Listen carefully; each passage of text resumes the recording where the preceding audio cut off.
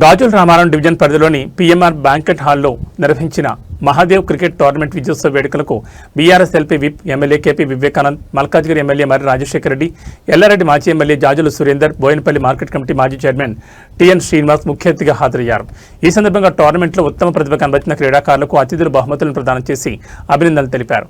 అనంతరం ఎమ్మెల్యే మర్రి రాజశేఖర రెడ్డి మాట్లాడుతూ పట్టణ గ్రామీణ ప్రాంతాల్లో దాగి ఉన్న క్రికెట్ ఆణిముత్యాలను వెలికితీసి వారిని మెరుగైన క్రీడాకారులుగా తీర్చిదిద్దడంలో మహాదేవ్ క్రికెట్ టోర్నమెంట్ విశేష కృషి చేస్తుందని అన్నారు.